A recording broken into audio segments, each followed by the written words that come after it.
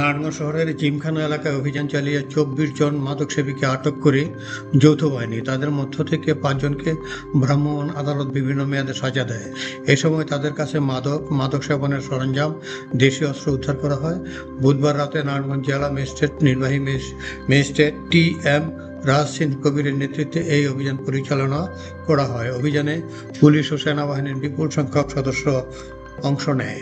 নির্বাহী magistrate TM. রাজ-সিন বলেন, গোপন সংবাদের ভিত্তিতে ওই অভিযান চালিয়ে ২৪ জনকে ধরার পর যাচাই বাছাই শেষে ১৯ জনকে আটক করে থানা হেফাজতে নেওয়া হয় এবং ৫ জনকে বিভিন্ন মেয়াদে সাজা দেওয়া হয়। ৩ জনের বিরুদ্ধে একাধিক মাদকের মামলায় ওয়ারেন্ট রয়েছে। অতিরিক্ত পুলিশ সুপার অপরাধ তারেক আল মেহেদি বলেন, সেবনকারীর সংখ্যা বেড়ে যাওয়ায় কিশোর গ্যাং হত্যা, চুরি, ছিনতাই বেড়ে গেছে। আইন শৃঙ্খলা স্বাভাবিক রাখতে জিরো টলারেন্স ঘোষণা করে জেলা পুলিশ। এই অভিযান অব্যাহত থাকবে। নারায়ণগঞ্জের যে সিটি কর্পোরেশনের যে পার্কটা সন্ধ্যার পরে অনেকে পরিবার নিয়ে বেড়াতে আসে, বিকালে অনেকে বেড়াতে আসে।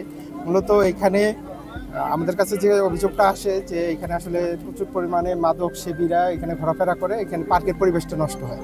সেই প্রেক্ষিতেই আমরা আসলে আজকে যে যৌথ বাহিনীর যে অভিযান এটা পরিচালিত হয়েছে।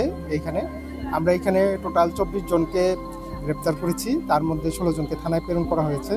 ৩ জন আগে থেকেই ওয়ারেন্টভুক্ত আসামি ছিলেন, ওনাদের বিরুদ্ধে নিয়মিত মামলা হবে। আর মোবাইল কোর্টের মাধ্যমে ৫ জনকে বিভিন্ন মেয়াদে কারাদণ্ড দেওয়া হয়েছে এবং জরিমানা করা হয়েছে। আমাদের এখানে টার্গেট ছিল, এখানে আলম চান নামে একটি ব্যক্তি আছে যার নামে অসংখ্য মাদক মামলা আছে। আমরা আজকে সফল হয়েছি, তাকে আমরা অ্যারেস্ট করতে পেরেছি এবং তার হেফাজত থেকে আমরা ১.৫ কেজি পরিমাণ গাঁজা, বিদেশি মদ সহ দেশীয় অস্ত্র আমরা উদ্ধার করতে সক্ষম হয়েছি। তার বিরুদ্ধে মাদক মামলা এবং অস্ত্র আইনে মামলা রুজু করা হবে। এছাড়া তার নামে ওয়ারেন্টও আছে।